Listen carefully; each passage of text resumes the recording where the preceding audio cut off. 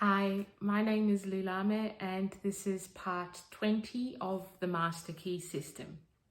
The Master Key System is a 24-week program that was written by Sir Charles F. Hannell on how to manifest the life of your dreams.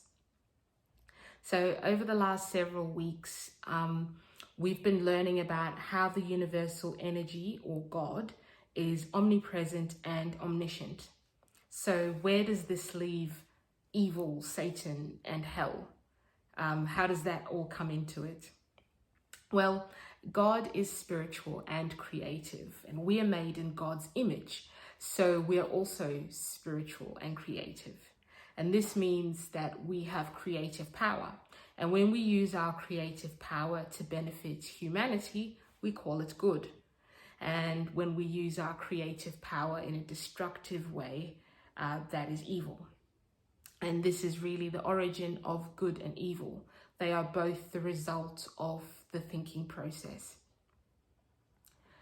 When we believe the lie of lack and limitation, we tend to act in selfish ways which manifest as evil.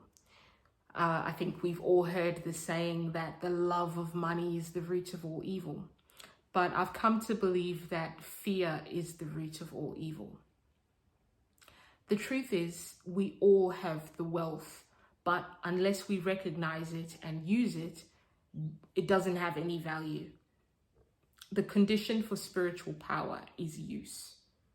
Like I said before, thinking is where your power is. We are creating all of the time. If you're unaware of this fact, what can you expect? Well, you can expect to be manipulated by those who are using their power consciously. I guess not everyone is out to manipulate people, but there are definitely people who are out there doing that. The less we think, the more we have to work or struggle.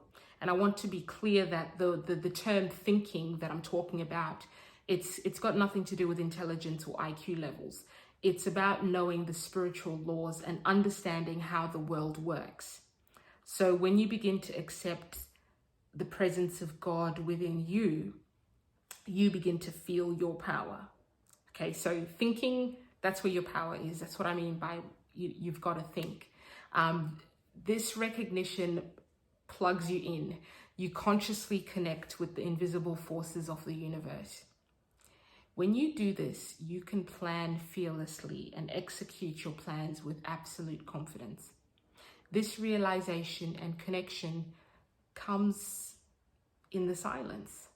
I'll say it again. You can connect to universal power through silence. This is where it's at. How often are you silent in a day? I'm talking about no distractions, media, or anything. If you hear one thing today, hear this. Find time for silence. This is where power lives. Don't run from yourself. Don't numb and distract. Silence is where you will be still and know that I am God. Use your imagination in silence to build your world. The kingdom is within you. If you realize this and act, you'll be able to do seemingly impossible things. I'm just going to hammer this point home for good measure. Infinite power is omnipresent, so it is in everything. Understand this intellectually and then emotionally. Let it seep into your soul. The emotional part is actually very important. Thought without feeling is really not enough. You have to think and feel.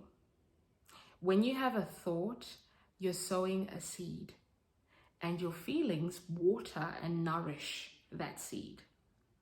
Pay attention to the nature of your thoughts. Okay? You can't sow apple seeds and then expect to reap bananas. It's just not going to happen. Even if you have all the willpower on earth, and it's not going to help you if you're planting the wrong seed. Okay? Understanding this will save you a lot of effort and frustration. For your activity this week, go into the silence and reflect on this idea that God is omnipresent. This means God is in you as well. If God is in all, it must be in you. When you can realize this clearly, you have found the secret of the creative power of thought. And just a little bonus activity. Earlier in the video, I said that you can't use what you're not conscious of in a powerful way, that is. So you can go through and write all of the things that you already have. Write it down on a piece of paper. Write down all that you have available to you. That's any skills. Actually, I've got it written down here. So write down all of the things that you know, all the things that you can do, the things that you practice daily.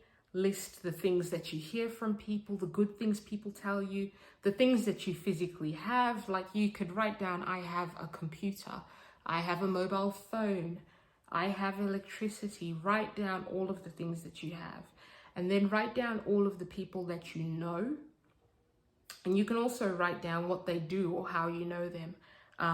And write down all the jobs that you've had and all the roles that you've assumed. So if you were the lead Girl Scout in Girl Scouts, write all of that until you have like a massive bunch of lists with all the things you have at your disposal. And this might help you feel more abundant, because sometimes we feel like we don't have much, but really we have a lot. And becoming conscious of what we already have, well, that's powerful, isn't it? Because you can start to see it and feel it, and that helps you have more open-minded thought. There could be someone on your list who could help you get a different job, or some skills that you possess that you were not aware of, or skills that you might have not thought were useful. Don't look down on yourself. Everyone here has gifts to share, and you just have to